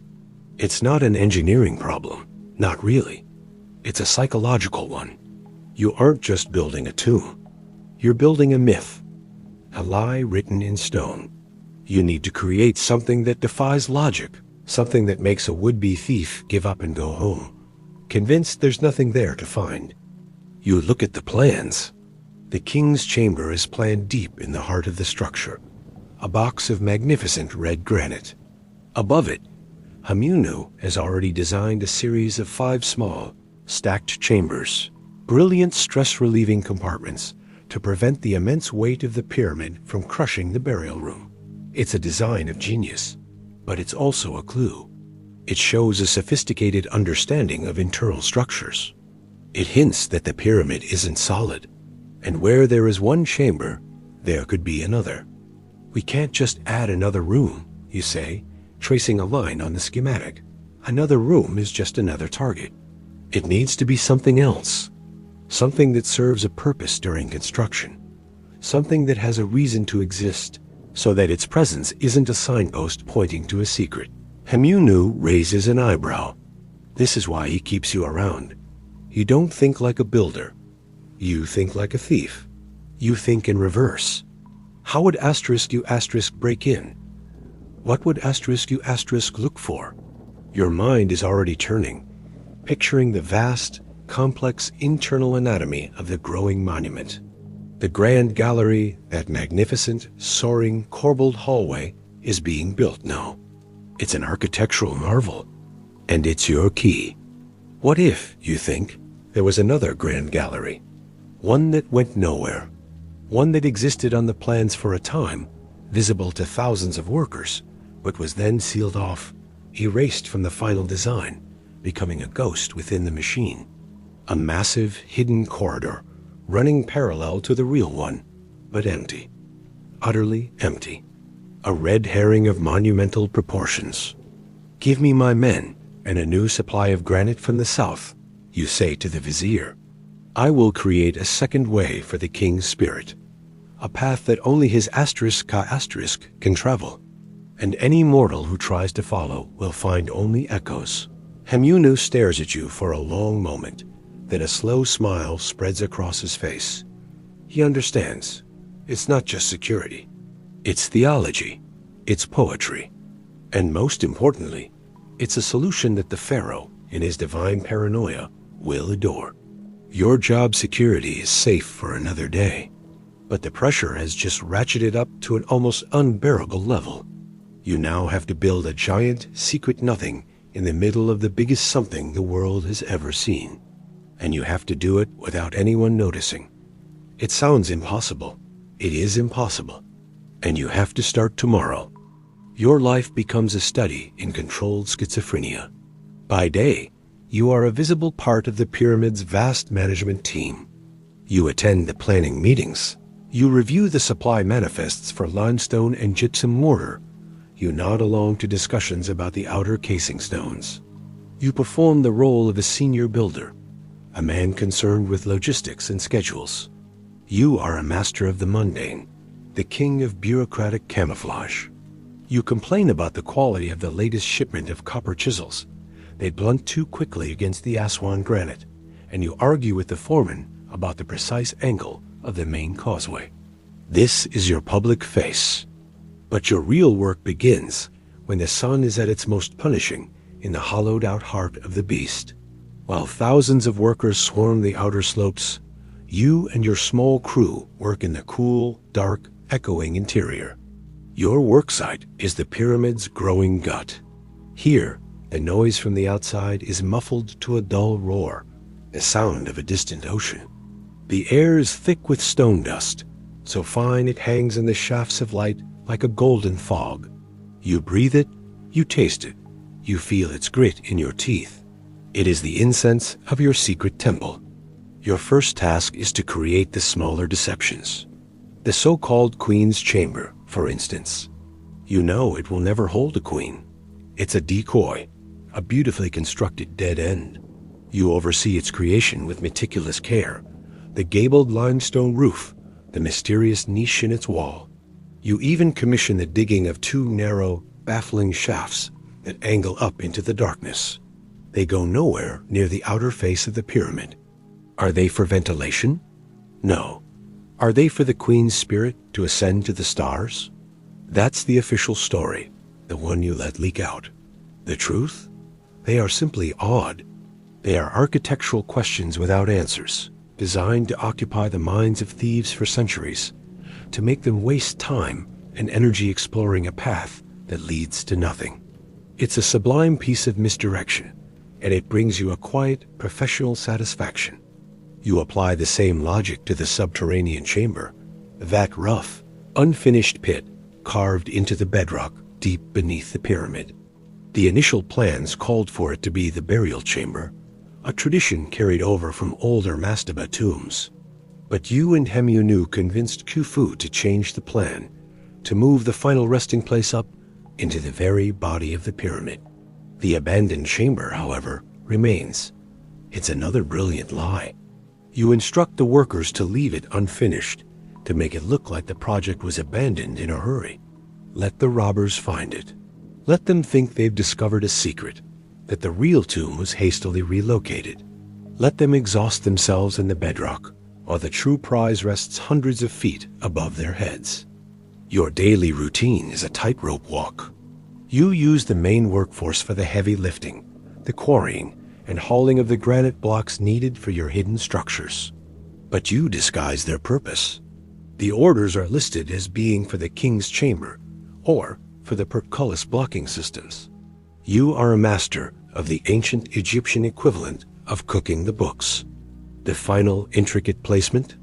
That is done by your trusted 12, usually at night, under the light of tallow lamps that cast long dancing shadows against the colossal stones. The work is slow, precise, and incredibly dangerous. A miscalculation, a moment of lost focus, and a multi-ton block could slip, crushing a man, or worse, compromising the integrity of the secret space. You don't use papyrus for your real plans. Papyrus can be copied, stolen, or lost. Your blueprints exist on a few carefully guarded ostraka shards of pottery, and for the most part, in your head. You have to visualize the interplay of immense forces, the distribution of millions of tons of weight, all while creating a deliberate weakness, a hollow space, in the structure. It's like trying to build a bridge with a hole in the middle. There are moments of profound, almost surreal beauty. Standing inside the grand gallery as it takes shape is one of them. It is a masterpiece of corbelled architecture, with each course of stone overhanging the one below it, creating a tall, narrow, soaring space that seems to defy the very nature of stone. It feels sacred, but you are there for a different reason. You are studying its construction, memorizing its angles, its resonant frequencies, because you are about to build its silent, dark twin. The void you have conceived in your mind will be on a similar scale, a great hidden gash in the pyramid's core. The pressure from the pharaoh is relentless. He visits the site periodically, a living god walking among mortals. His arrival sends a ripple of terror and excitement through the tens of thousands of workers. For you, it's a performance review with the universe's most demanding boss. He inspects the progress, his face an unreadable mask. He asks you questions, sharp and direct, about the security, the timeline, the integrity of the hidden ways. You answer him with the calm, confident brevity he expects.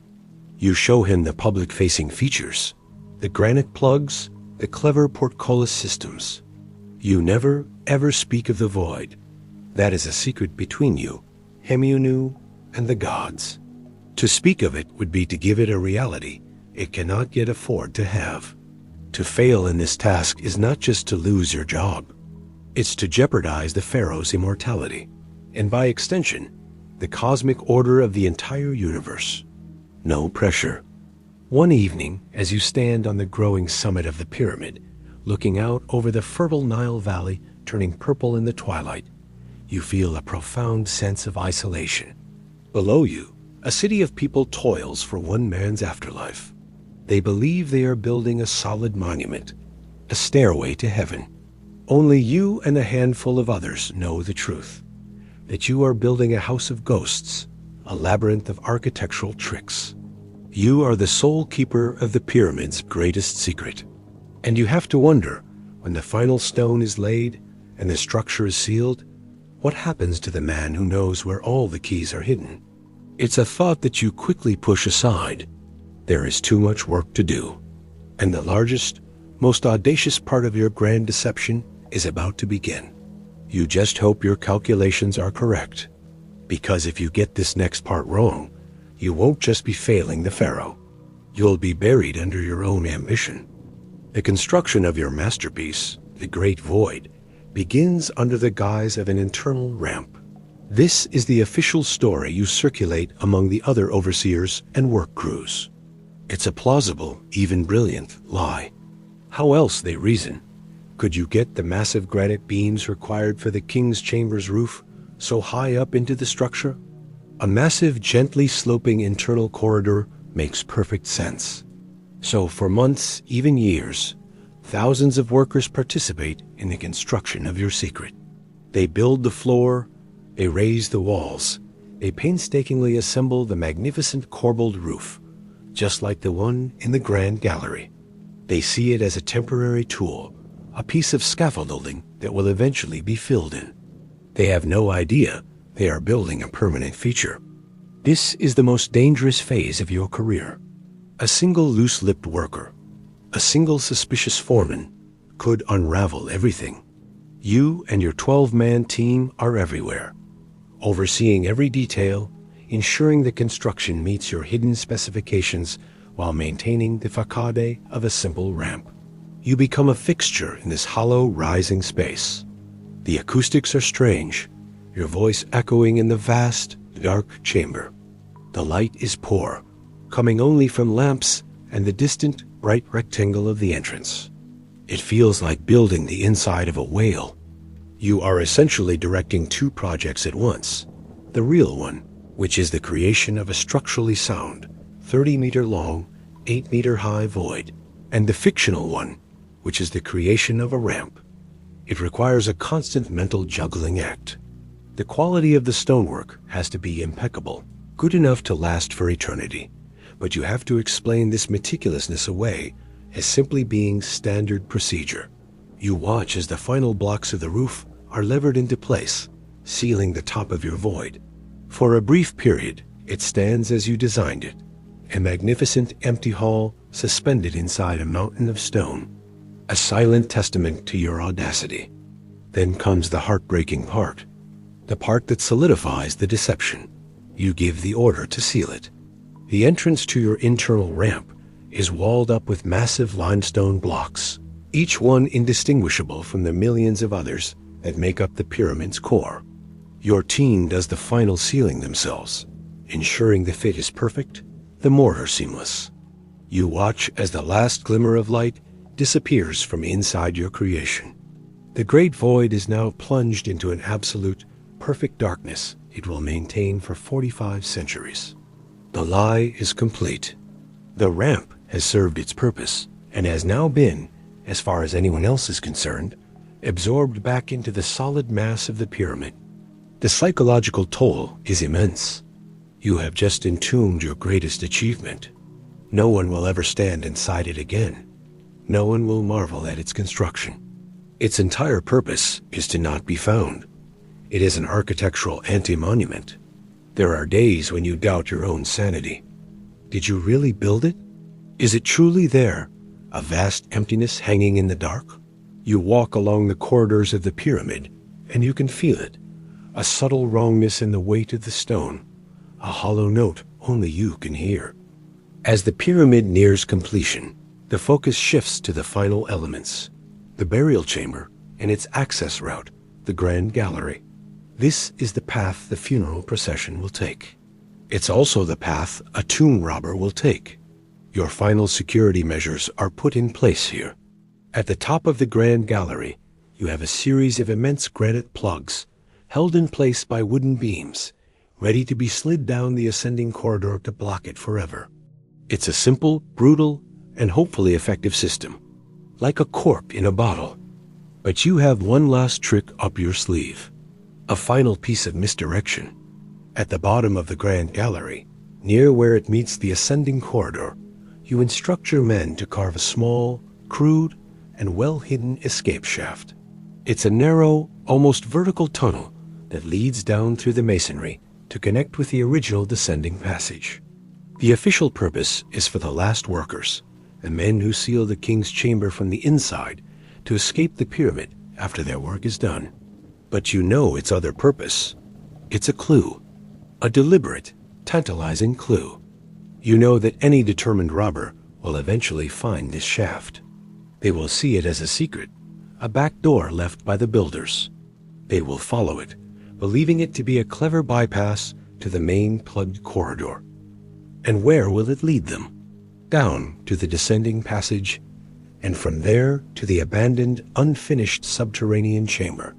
You are leading them directly to your first and most convincing decoy. It's the final move in your great chess game against the future.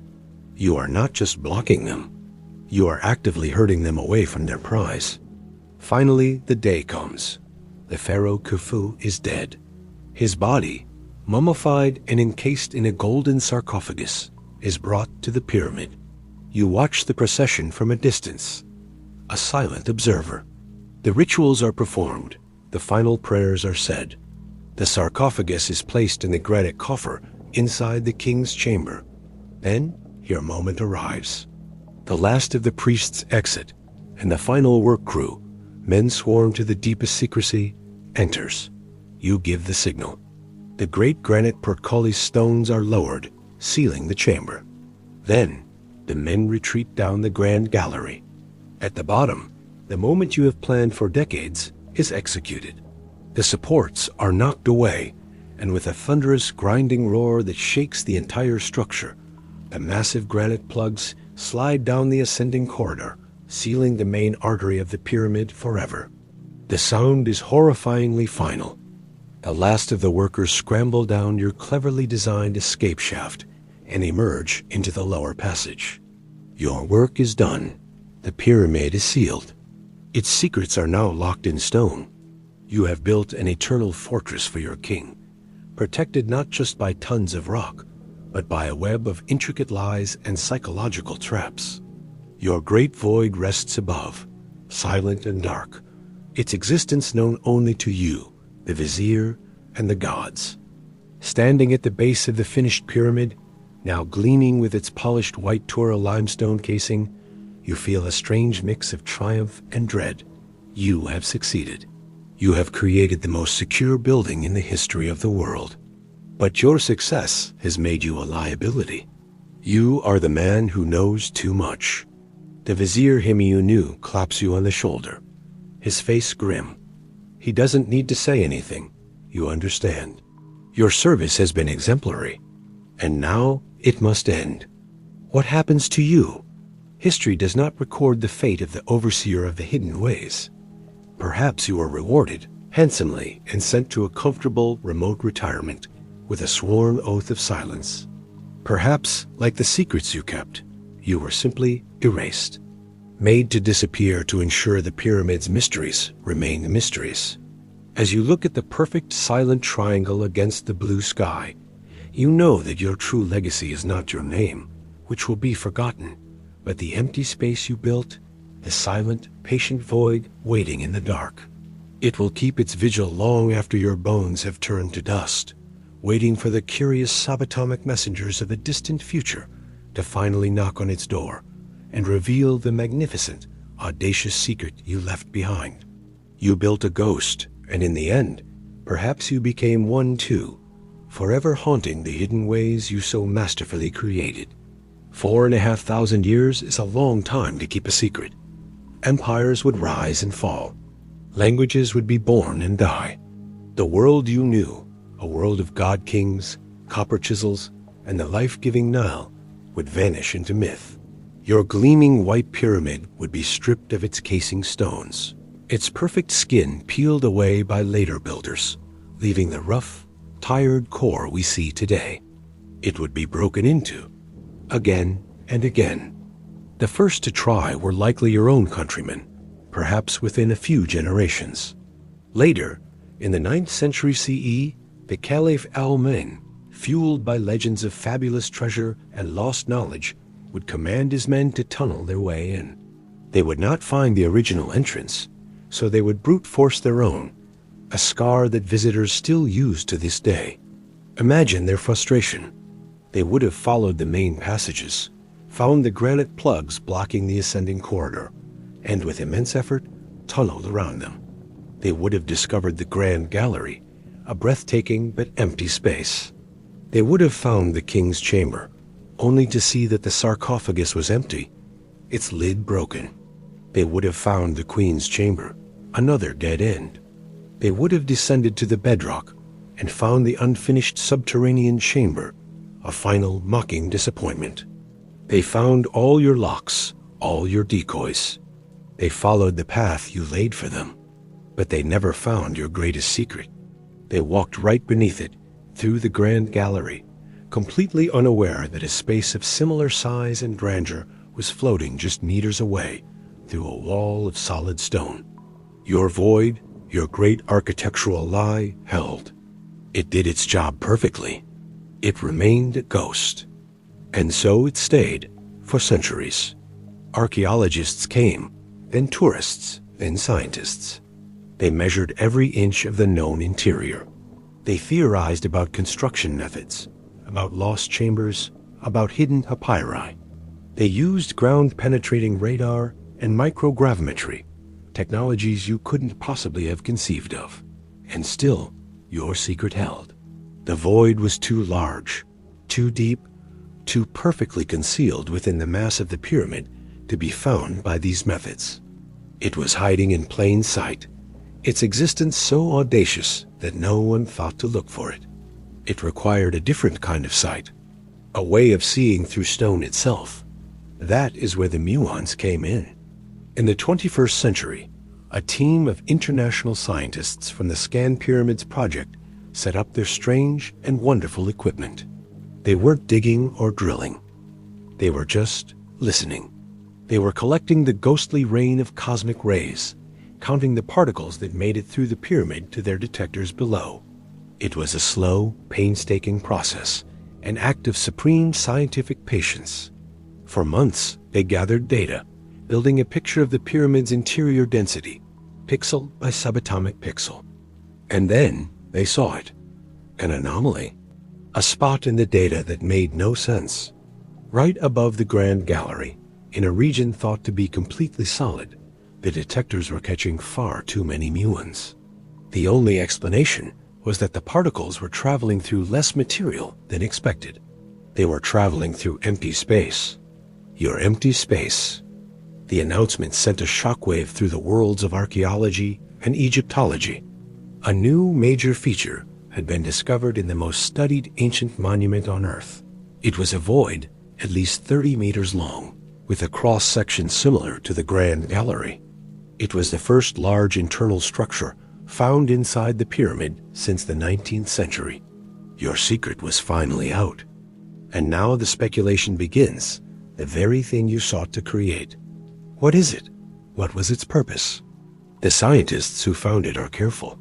They call it a void. They do not call it a chamber or a corridor because they don't know its function. Is it, as some engineers suggest, a clever, load-bearing structure designed to protect the Grand Gallery below from the weight of the stone above, much like the relieving chambers over the king's chamber? Was it simply a byproduct of construction? Or was it your internal ramp, the lie you told your own people? Perhaps it was a crucial part of the building process. An inclined highway inside the pyramid used to haul the giant granite blocks into place, a feature that was sealed and abandoned once its job was done. This theory is elegant and practical.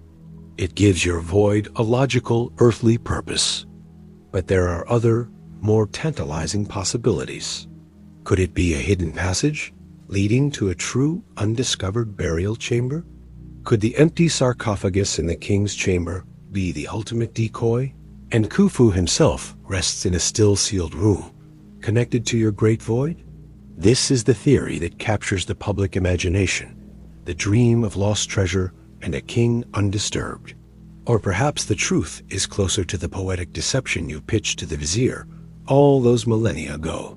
Perhaps it has a ritual purpose, a symbolic one. An empty corridor for the pharaoh's Ka asterisk, his spirit double, to ascend. A secret ethereal version of the Grand Gallery, unblocked by granite plugs, offering a clear path to the heavens. A celestial runway, hidden from mortal eyes. We don't know. Not yet. The technology that found the void cannot tell us what is inside it. It cannot see if the walls are rough or smooth, if they are decorated with paintings, or if it holds any artifacts. It is a shape in the dark, a question mark hanging in the heart of the pyramid. To find the answer, we would need to drill, to send a camera through, an active intrusion that no one is willing to take lightly. And so, for now, your secret is both revealed and preserved. We know your void is there. We have the cosmic ray receipts to prove it, but we do not know its ultimate purpose. You have managed to fool us for 45 centuries, and even in discovery, you have left us with a magnificent, enduring mystery. You, the forgotten architect of emptiness, the master of the hidden ways, have the last laugh. Your work outlasted your name, your culture, and your gods. And it reminds us that the past is never truly settled. There are always more secrets beneath the surface, more voids in our knowledge, waiting for the right kind of light to shine through the stone. As our journey through the story of the Great Pyramid's hidden void concludes tonight, we're reminded that the past is far from dusty and dull. It's a vibrant, often surprising, and always intriguing tapestry, woven with human ingenuity, resilience, and the occasional ancient mystery that still makes us wonder. This is the Sleeping Archaeologist, encouraging you to remain curious about the incredible tales still waiting to be discovered beneath our feet.